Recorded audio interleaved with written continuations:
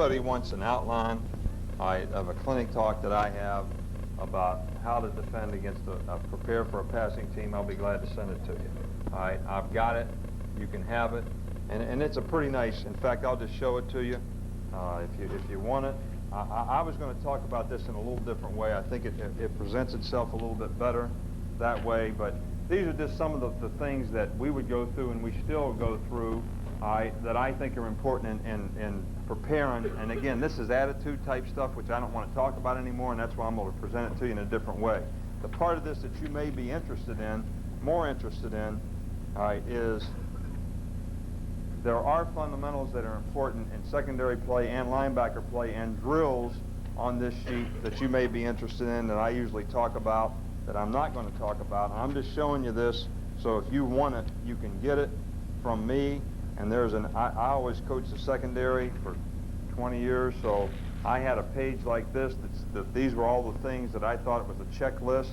I also have a daily and a weekly checklist, the different areas of things that if you want a copy of this, that's the only reason I'm showing it to you. Give me a card or something afterwards, and I'll send it out to you, and you'll get it in a week or so. But I'm not going to approach it this way for you. I'm going to talk about, hopefully I'll tie this together for you. There's two real kind of coverages that I talk about that we think there really are in football. If you were coaching a quarterback, what do you tell the quarterback? There's a middle of the field safety or there isn't one, right? So to me, you have middle of the field coverage or you have split safety coverage. All right, so what I'm going to talk to you about is middle of the field coverage first, because I think that applies most to playing 8-man fronts, most to stopping the run, and those types of things, and the principles of it. And I'm going to present it in a way that hopefully will help you present it so that your players understand it as well, and show you again why. And this is how I present it to our players, and I think they understand it that way. And it's the same way I presented it to the players in Cleveland. And they could understand it that way too. And this is the first thing that I show them when we do a middle of the field. We put in the middle of the field coverage. Now, what are middle of the field coverages to me? You can play 3 deep zone with strong rotation, which I call cover 3. All right, you can play sky support, cloud support, buzz support, which to me is the backer to the flat and the safety down in the hole. All right, cover 6 is you can play weak rotation in the secondary, which is still what? 3 deep zone with the middle of the field player, but now the safety is down to the weak side, or the corner is down weak, or you buzz that side. You can play middle of the field coverage, which is man-to-man, man-free. Cover 1 to me is man-free, rat in the hole, which I think is the best coverage in ball. It's absolutely the best coverage in ball. They can't run the ball. The quarterback's got to throw the ball outside. Can't make any easy throws like when you play zone. And it's a good coverage, and I'll talk to you about the coverage a little bit. But all 3 of those coverages completely tie together because they're all what? Middle of the field, middle safety. You got a guy in the middle of the field, so everything that you do is relative to the guy in the middle of the field. That's how we coach it. All right, now, this area right here that you see, of course, here's the ball. All right, this is the area that the free safety defends. Now, this field is drawn up as a college field is today. They didn't move the hash marks in high school, did they? Did they move the hash marks in high school when they moved them in college? So your field's a little bit different, but the principle's still the same. The pro field is different in this, too. I had to adapt back to this. But just to give it to you, it's 7 yards to here, it's 9 yards to here. Okay? These hash marks got moved a couple yards, so this is your hash mark right here at 17 yards, which is easier on your field to apply these principles that I'm going to give you than it is on ours. All right, but everything you teach a corner in terms of leverage as a deep third player should be because of the relative distance that he is from the middle of the field safety. So the seams don't get too large between the safety and the corner. In other words, the first thing that I'll give a corner is I say, all right, this is your divider right here. 1 yard top of the numbers, 10 yards from the sidelines if the ball's in the middle of the field. What does that divider mean to that guy? It means if the guy's outside that divider, you should be inside technique, because what has it created? It's created a big distance between you and the safety.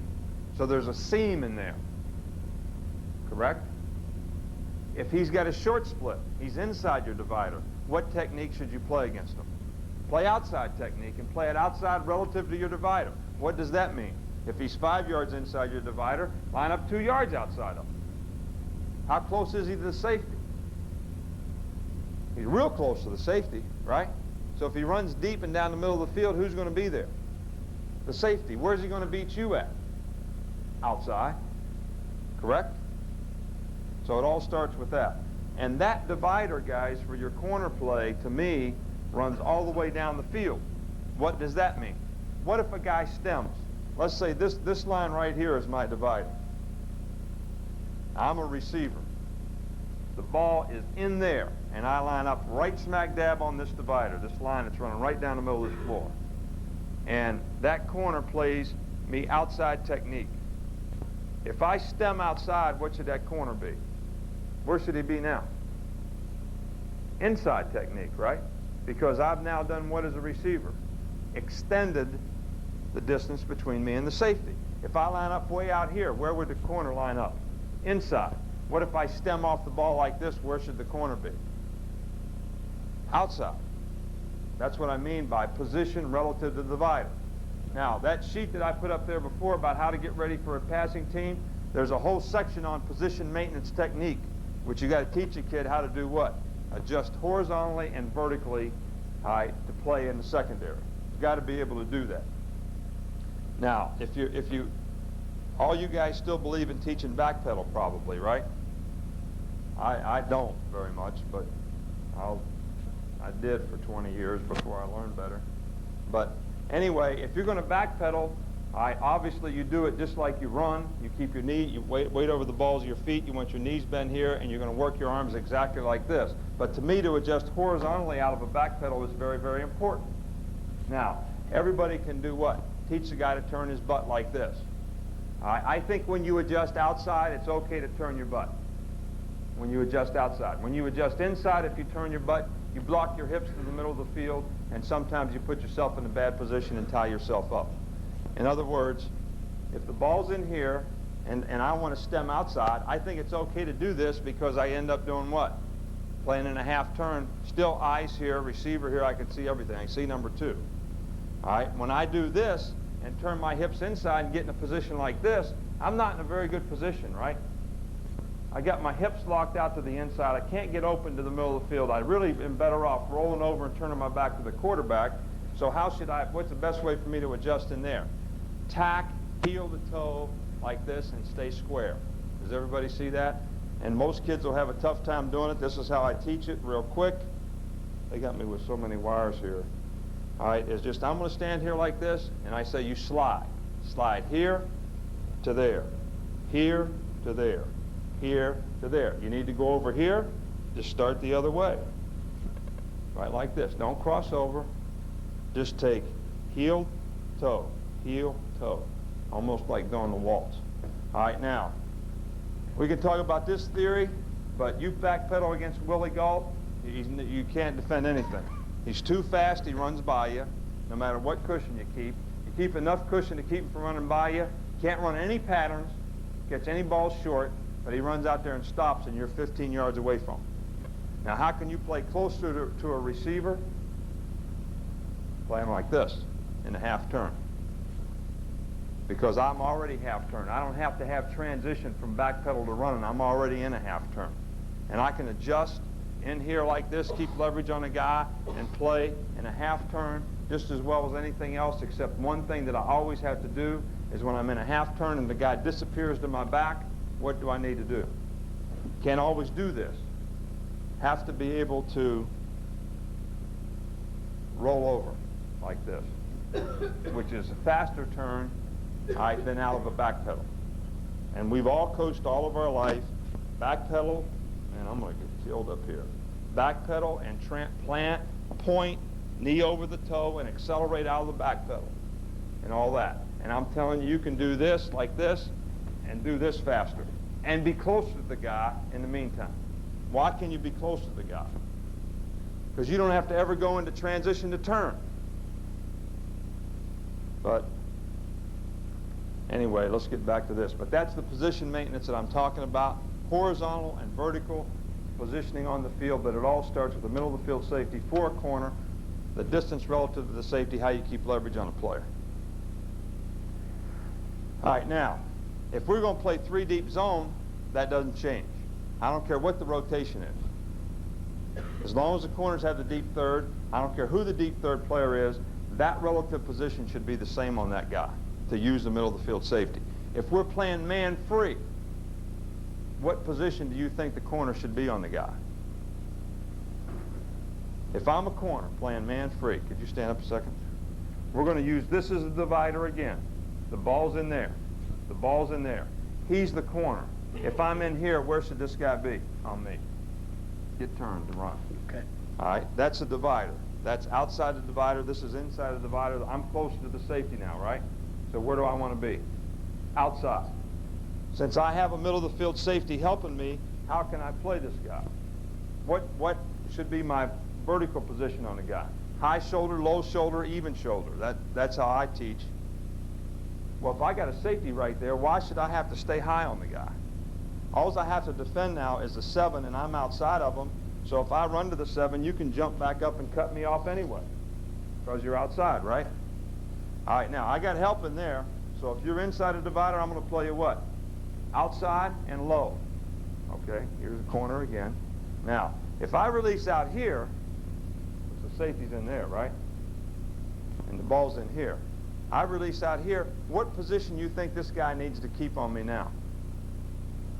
What would you say? Inside, because of the distance from the safety, and high. Why? Because you're going to keep me cut off because there's no help over the top. So when I say, let me be the receiver, okay, the defensive back. Okay. All right, you take off down the sidelines. I'm going to jam you, and I'm going to keep you cut off because I can control your speed now. Run. I can control your speed. I got you cut off. I'm high shoulder, right? I got no help here. All I got to do is worry about the guy running a what? Come back. Right? So for that corner, that principle of how to play 3 deep zone to me is very important because it's all relative to what guy? The middle of the field safety. So if I don't, and the principle is the same in all coverages for the corner. High shoulder on that, you turn on the man, then on the phase. If you're in phase, I always tell guys, if you're in phase with the receiver, which to me, I'm talking about your high shoulder, which way are you turn? back to the ball, because if I'm high shoulder, I'm in phase. All right, stand up again. If we're running down the field, I'm in phase right now, right? If I'm even with the guy or high, I'm in phase. So I become the receiver. Now I feel and squeeze the guy and look for the ball like this.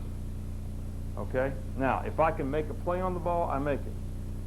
I use this hand. Most people don't teach this, but I use this hand while I'm looking to do this and this. And I'm always going to get the first rake with this hand on the throw. And then do this if I can't get the ball. All right, now, if I'm out of phase on the guy, then I'm going to play the ball through the man. I got beat where I got no help. All right, I'm low shoulder on the guy, right? I'm not going to look for the ball now like this. I'm going to play the ball, eyes and hands through the guy, look for the ball, drop your eyes. I'm going to play where he goes with the ball. All right, that's out of phase. And playing the ball for defensive backs or linebackers, the first thing I ask them when they play the ball is, were you in phase with the guy? Why'd you look that way? You were out of phase. So you didn't play the ball correctly. All right? So the principle for the corners, everybody understand it. Now let's just get into bump and run here because this is how I teach stuff, guys, by principle. All right, I'll be the defensive back now right here. All right, he's the receiver. Ball's in there. I'm the left corner on defense. All right, that guy split right onto the divider. What should my technique be? Full press if I'm going to play bump and run on that guy. Why? He's got a normal split. I don't know if he's going inside or out. I'm not going to uncover him to the inside because then he buys grass and gets on top of me outside. I want to protect myself there. If he goes inside, I'll run him off the plane. I can play him low shoulder, so I play him full press. A little wider split. Takes a wider split. Doesn't have as much room to run outside, get on top. He's not going to run a 9, so now I'm going to take a slightly inside position on him. Right? Because the worst thing that can happen is give him an inside release outside a divider. Safety can't make the play. I can't make the play either. All right, now he moves in. Takes a short split. Where am I going to play him now? Slightly outside, right? The guy's buying grass to run a 9. So I'm going to put myself in good position. If he releases in here, what's he got? Even if I don't hit him. What does he got? He's into the safety, right? Safety's got to make the play from the numbers in the middle of the field. All right, then I'm going to offhand jam him as he goes by watching his, stand right here on the divider. All right, I'm watching his hips. He comes off the ball, release around me, one way or the other. All right, then I'm going to offhand jam him this way. Whatever way he turns his hips and gives up the angle, I'm going to take the offhand. Now, if he walks up on top of me like he just did, I'm going to pop his ass before it ever happened. All right, but I'm just saying, as a receiver, he's going to look to not get hit. So he's going to move around me. All right, now, and I'm thinking strong with the inside hand because he's probably going to outside release. Now, release this way. All right, then I'm right like this. And I slide into the guy, offhand jam, slide into him, and you want to jam him from the tit to the in front of the shoulder. All right, then come off in phase with the guy relative to the safety. So if we back up a step so I can do that, all right, if he releases in here, I jam. Now when I come off this, where do I want to be? Low, right? Right here, running in. I'll play him like this. This hand's going to hook him, and hook here, don't cover the shoulder. All right? If he runs back to the 7, I'm going to jump back up on him like this and play him here. All right, now on the 7 to play the ball, this on him. I'm in vertical phase with him. I'm not in horizontal phase. So if I play the ball like this, he's going to catch the ball because I can't get, but I'll play the ball now like this because I'm not in horizontal phase, not because I'm not in vertical phase. All right, now the guy runs outside, I'm going to keep cut off, right? Keep him cut off. Stay high on him, keep him cut off. Now what you read when you're playing close coverage is you read the guy's hips. You look for the guy to run down the field, and when the guy goes like this, which way am I going to cut? I'm going to cut this way, or I'm going to fall down. I can't hardly go that way. Now speed cuts are hard to read, but they're all short, right? So you read the guy's lower body, you try to get on the same foot that he's on, and when that hip rolls through for him to plant, where are you? You're on the same foot running the pattern with him. When he goes like that, you go like that too. And that's what you try to teach him. But anyway, I'm not really here to totally teach you bump and run, just the principle of position and how to use a safety. And that's how you use a safety in 3-deep or regular coverage. Now, there's one other principle to 3-deep coverage that I think is important. All right, and that's the seams on the field. When you're playing 3-deep, there's a place, and everybody probably does this. You all probably have a free safety run, fishtail in the middle of the field, run 2 guys down the field about right there outside the hash marks, and throw the ball, right? Break on the ball drill. Everybody do that? I've done it all my life. All right, now, if they run double seam on that safety in the game, and nobody keeps those guys from running in that spot, it's a break on the ball drill for him. All right, now the 3 things in zone defense that we teach our players is number 1, you drop to an area, you reroute the receiver. Reroute the receiver.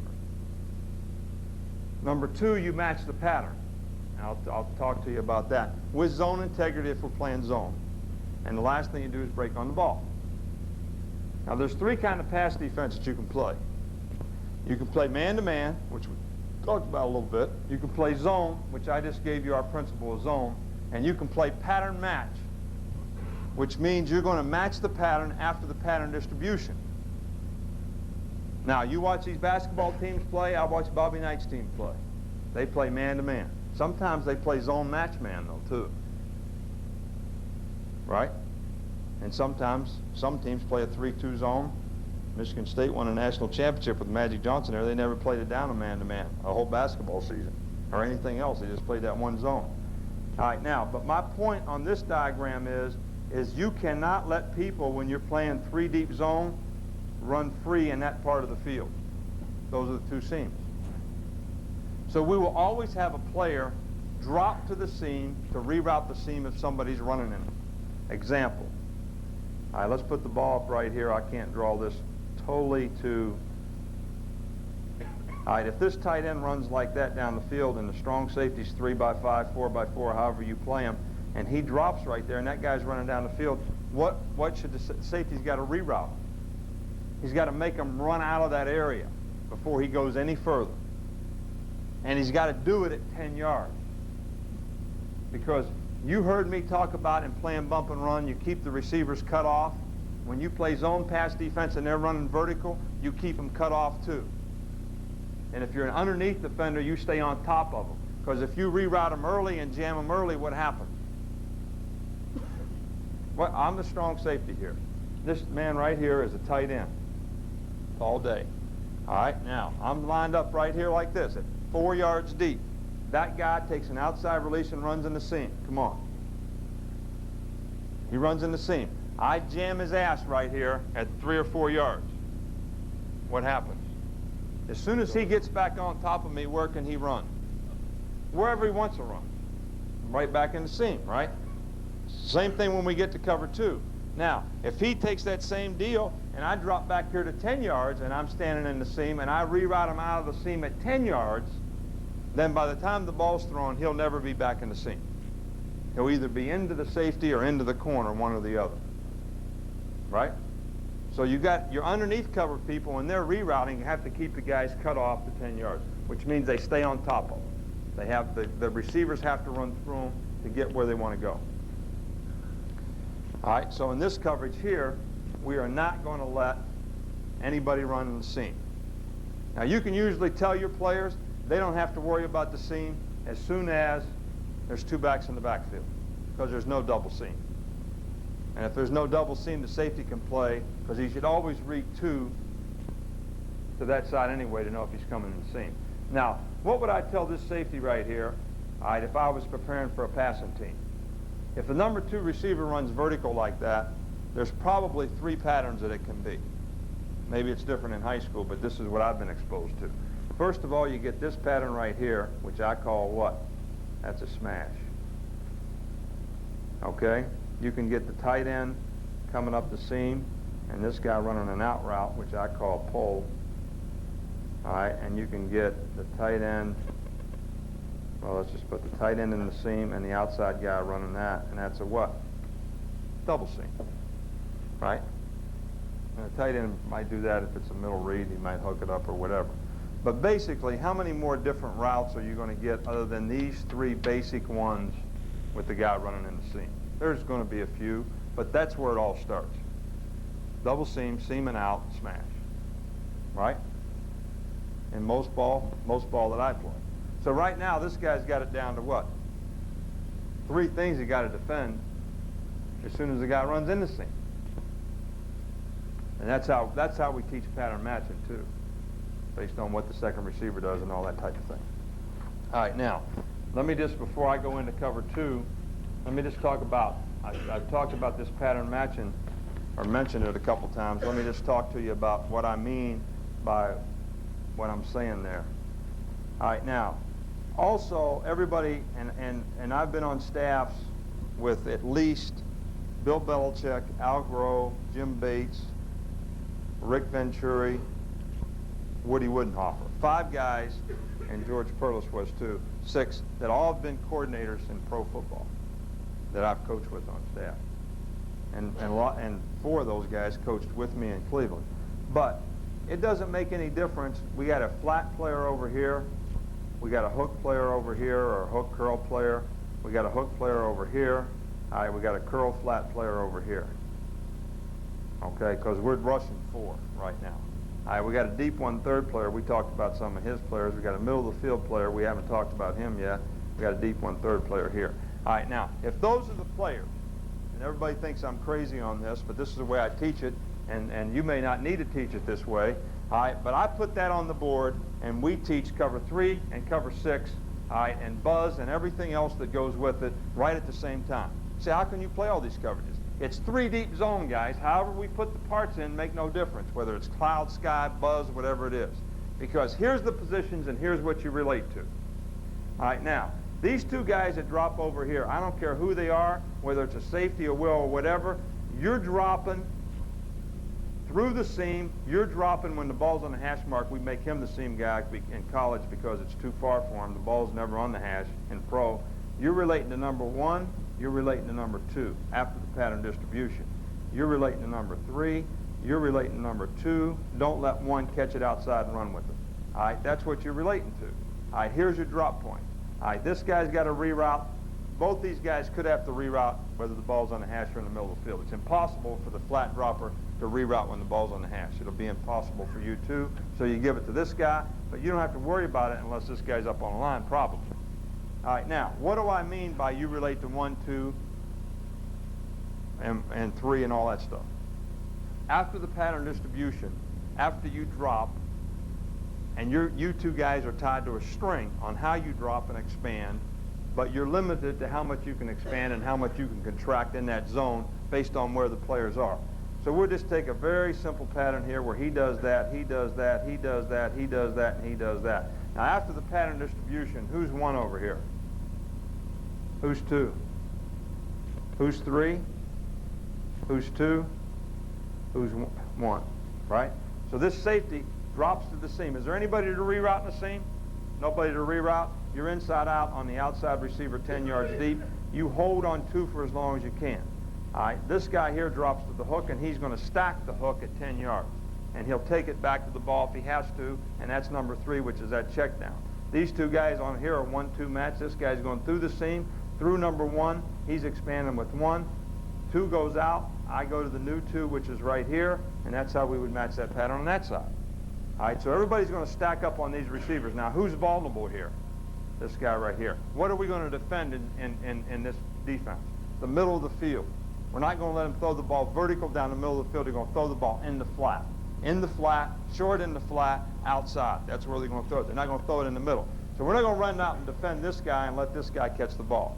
Now, eventually, this guy will get stretched out of here, but this corner playing man-clue technique, keys number 2, no 2 in the seam, what's he do?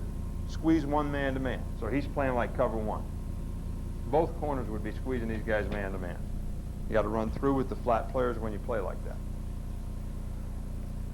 Now, what if we called 3 buzz and this guy here was a safety? This guy here would be the backer.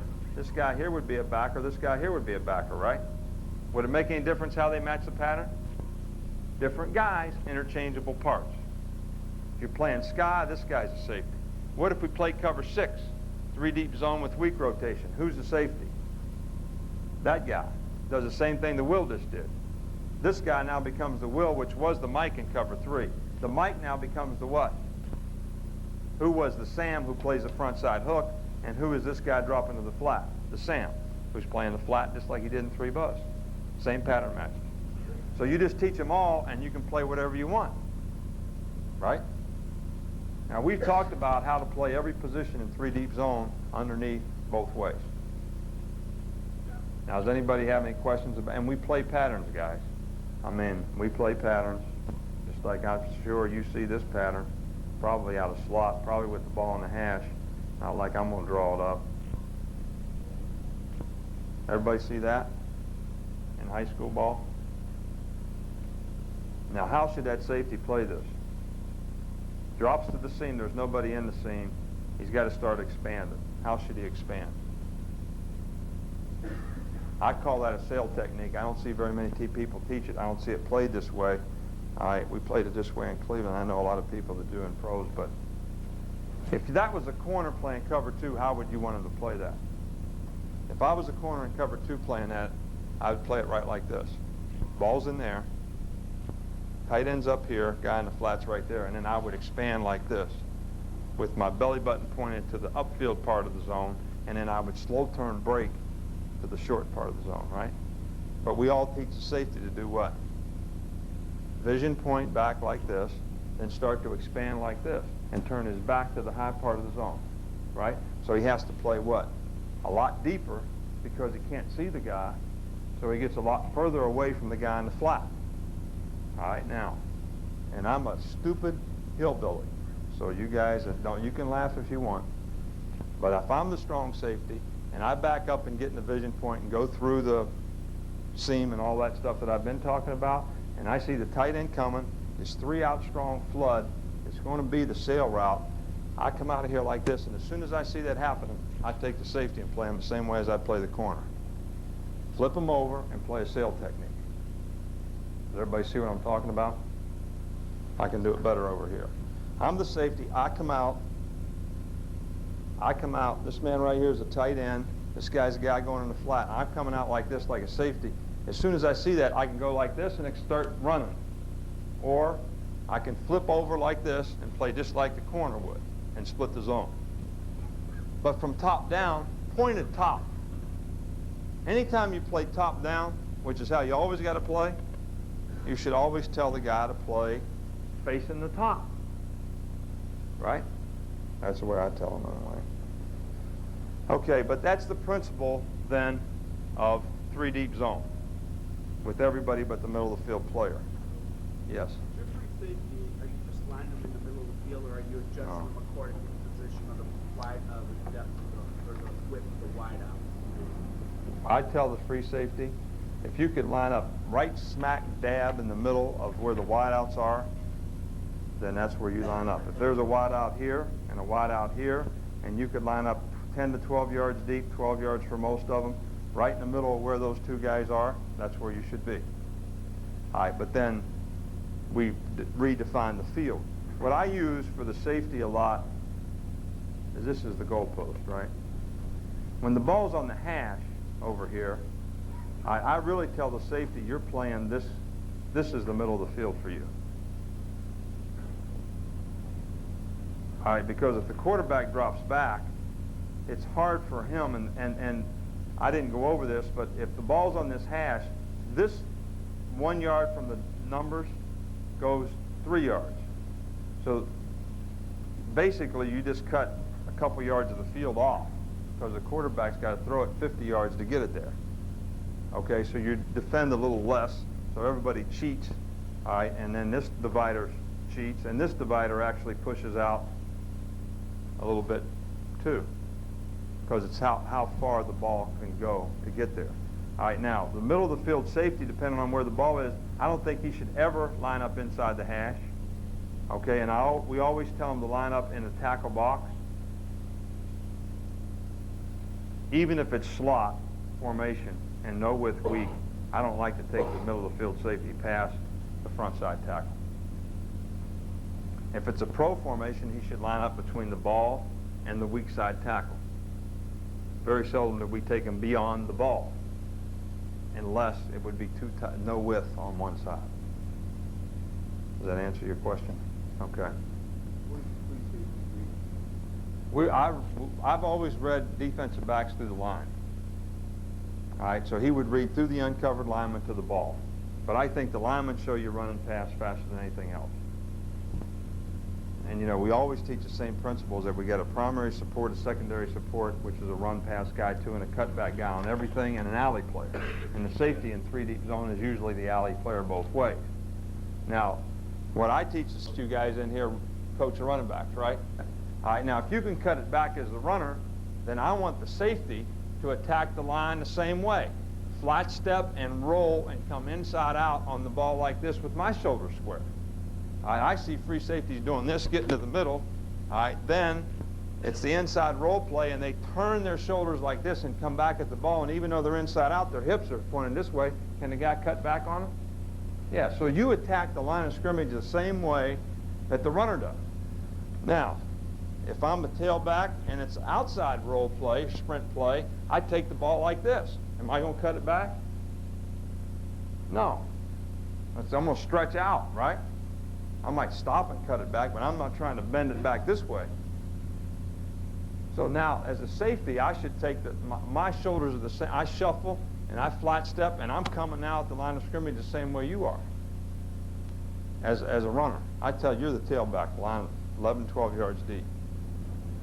But we key the lineman, the uncovered lineman, for run pass as well as the ball.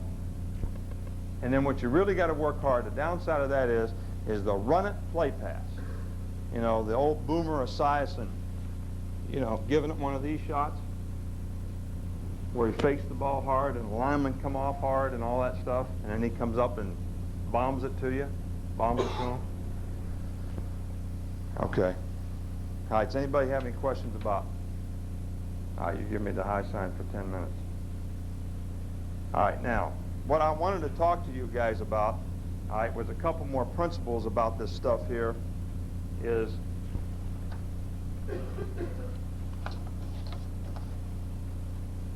You got the middle of the field principle, right? All right, now here's when I like to play middle of the field coverage. If they have two backs in the backfield, all right, you might as well play an 8-man front, right?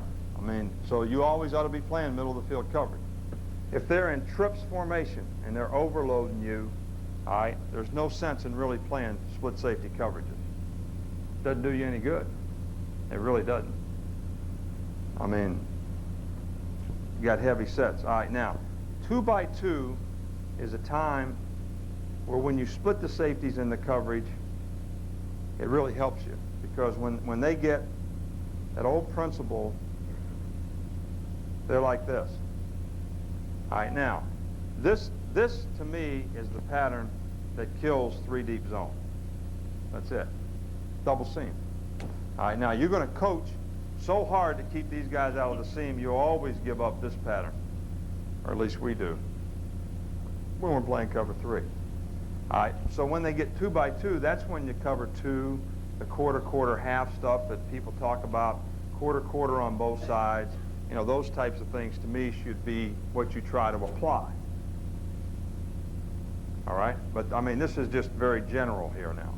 All right, but the best coverage for all the way around is, and I don't know why more people don't play it in lower levels, but cover 1 is the absolute, and it's a simple coverage. All right, now in cover 1, you'd line up exactly like cover 3. You can play the corners bumper off. You still have a middle of the field safety who is free in the middle of the field. All right, let's just line it up like we're going to play a 4-3 or an over front, all right, to play it. All right, but basically the Will and the Sam and the Mike is free. These two guys have these two guys, outside technique, man-to-man. This guy has the tight end, the strong safety. This guy's free in the middle of the field. He's got him. Okay, now, this guy's still playing sky support just like cover 3. All right, if this guy runs across the field, the Mike will take him and the safety will become the free guy. Okay, the other rule for the Mike is he always has a second back. You don't have to play it this way, but that's the way we play it. In other words, if they both went this way, who has this guy? That's the second back, right? So Mike has him, he becomes a rat. If they both went this way, who's a free guy? The Will's a free guy, Mike takes the second back, Sam takes the first back. Don't play it in and out, just second back rule. Okay? All right, the safety's got the tight end, but our safety would say sky, rat. What does rat mean? Rat means I got the tight end, but I'm in the safety position on him. I'm going to run support, and I'm going to stay here. If he runs across the field, I can't cover him. Free backer, you got to cut me off of him and take him, and I'll take your place. That's what rat means. All right, so you got the whole formation leverage. You got everything in good shape. This guy runs across the field. He takes him. You become that guy. Right? What if it's flow pass on the same deal? Let's say they're in this and they flow pass. Who has these two guys? Who's the free guy? Who has the second back? He's the free guy, right? Now the tight end drags across. Who's got him? Will's got the cut. The safety comes up in the hole. When that guy runs that, the corner gets double help. Got a middle of the field safety and a hole player. Got a hole player and a middle of the field player all the time. Can't defend the middle of the field any better than that. Right? All right, now, how do you adjust the coverage out? You can do it 2 ways on backfield breaks. I've just told you everything you need to know about the coverage. Talked a little bit about playing bump and run. All right? Now, if we just call cover 1 period, all right, the Will has to take split inside breaks. Split inside breaks, not the wide outs, backfield. Okay? If you get a tight inside break, the safety takes him, and then the Sam takes the tight end. Just slides over and takes the tight end. Then the Mike and the Will have the back and the hole, whichever way the back goes. And the other guy has a hole, and you cut the guy off. Now we call it funnel when our linebackers play 3-on-2, and if we got a 1-back set lined up, I don't care how we're playing the rest of it, and these 3 guys had these 2 in the hole, we'd just call that funnel. And for this guy to get help on the slot on the crosser, he has to call rat. Rat tells the linebackers that guy's in the funnel. So if he runs across the field, you're cutting him. The whole player's cutting him. Take him off. All right, now what kind of technique would I play on that slot guy right there? You got a middle of the field safety, right? From what we talked about before. I'd play that guy outside technique all the way. If he run across the field, what would happen? Say that happened. He'd take him. He's the free guy. He hooks up. He's got him. Who takes him? He cuts him. He comes back in the hole. You end up with that double net. Right? Level the coverage off however you want to do it. That's cover one. Now, if we play one alert and you never want a linebacker, you never want the linebackers to cover anybody but the tight end and the backs in a one-back set, then we play one alert, then the safeties do this. So you're getting this, like this.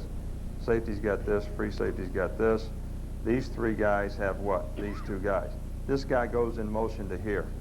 If we call one alert, it means that the tight end and the remaining back are always taken by the backers, and all breaks are taken by the safeties.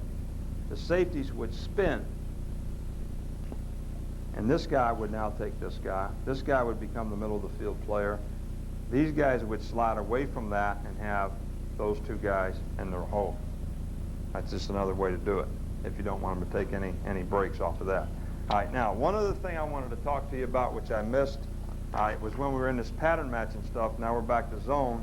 All right, every boot and every flow pass, you should have rules for in every coverage that you have. Okay, now first of all, I'm just going to go on flow pass. All right, if we're playing 3 deep zone and it's flow pass, all right, we're going to match the pattern and flood the coverage. Will's got number 4 in first crosser, or first crosser. All right, does backside corner have anybody in the seam? No, can't. He's man-to-man on that guy. All right, if this guy runs across the field, who's got him? Will's going to take him man-to-man. All right, once we get flow pass, this guy's on 1, 2, and 3. We're playing like pattern match now. Okay, this corner here is going to be man squeezed based on his divider, and you still got the safety in the middle of the field. All right, so when all this happens right here, all right, when we get a crosser in 3 deep zone, we're going to robot the weak hook player. Will takes the first crosser. He robots. We got one going back, so these guys don't play 1 and 2 anymore. They play 2 and 3 like they always would because 1 went back in flow pass. So we would actually robot this guy to the hole, and he would look for the X or Z dig because we're in a what here? 3-level vertical pattern by the offense. So if we play regular levels on defense, we can't win because they're going to high-low our players. We got 2 levels of players, they got 3 levels of players. We can't win. So what do we do with it? We squeeze this. We got a middle-of-the-field level player to take this. We got a second-level player to take that. The Sam and the safety have the check downs and underneath the Z. So when this guy stops here, the Sam is going to take him. When this guy comes out, the safety is going to take him. We end up man-matching it. All right, now, if we had a boot on, if you had a boot, and you ran the common boot with him in the flat, him running a go, him coming across, faking it hard this way, coming out here, that. All right, now, every zone coverage we have, flat defender on the side of the boot has a guy in the flat. 2 hook players have the tight end across sandwiched. Strong safety is underneath one, match the underneath pattern, don't get outflanked. Okay, so how would we take this pattern? If we're in cover 3, Mike's a hook player, Sam's a hook player, safety's a flat player. Who's got the first of the flat side of the boot? Will takes it. What does this guy do? He just runs to get on that side of the tight end. He runs to stay on this side of the tight end. What's the safety do? Underneath the Z, match the next guy, checking down, don't get outflanked. Corner's got nobody in the seam, he's man-to-man. Corner got nobody in the seam, he's man-to-man. Free safety's in the middle of the field. Take the pattern man-to-man. Boots, waggles, all that stuff, we just run and take the pattern. Flow passes, run and take the pattern. You don't worry about the secondary either. With the middle linebacker. We don't, because we got the guys on the edge most of the time. But if I was going to second contain anybody on this, it would probably be this guy. But if they don't have a guard pulling, you really shouldn't need second contain. Because you should teach your guys to relative contain, to run to the flat. Okay? All right, now, one other thing. You kicking me out yet? Getting ready to. Just about ready to. All right, now, let me just show you the simple principle of, you know, you got 2 by 2 now. Here's the ball. You got 2 by 2. All right, now as soon as you get 2 by 2, I talked about playing cover 2. I can't get into it, we don't have time, where you got the corner rolled up, jamming the flat, safety playing the half. This guy now, when you play 2 deep zone, you reroute guys to the seam, you're defending in the middle of the field, so where you rerouted this guy running this pattern out of there, you reroute him to there now, because what's that do to you? It gets the safety leverage on the middle read, right? At 10 yards, you want that guy in the seam, inside out, like that. All right, now, you got cover 2. Now, if you play quarter-quarter, you back this guy off. You play quarter-quarter, you read 2, you reroute him. You totally match the pattern. Now, I call that box. All right, if you wanted to play cut, then what we would do in cut is this guy would play like cover 2. He plays the half, wide, and you tell all the inside players, you have your guy inside and across the field. If he runs the flat, cut the 1. So if they run this pattern here, what happens? You trap the flat with him, he runs and mauls that guy off. If this guy runs down the seam, what's he do with him? I'm sorry, let's go back up here. If you're going to cut means if your guy runs inside or up the field, you take him. If he runs the flat, you cut the 1. They do this. I mean, you got that guy now, and you got a half guy over the top. It's like playing cover 5, 5 under man, 2 deep, except you take him after the pattern distribution. All right, now, if this guy, number 2, runs up the field, what's the will do? Carries him, right? If he runs inside or up the field, you carry him. Corner jams and plays the flat. There's no smash rule on this. He has to take the 7. Safety's on top. He's got that. But if you just play cut, box, and cover 2 zone against 2 by 2, play 3 deep principles, and there's a little bit more to it than what I explained to you today, against 2 backs and trips. And trips, we would always play like flood coverage if there's no 4 weak, and we call that Mabel. In other words, Mabel, we're flooding the coverage over and matching just like I talked about flow pass. All right?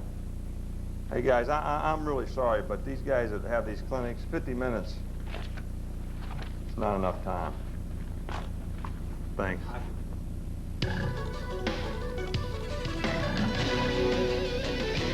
Well guys, I'd like to make, most of the time when I do this, when we get going, we're rolling pretty good, but at the same time we like to do it as informally as possible. I want everybody to feel like I'm just one of the guys at your school and we're talking ball, and if you have a question, please stop and ask.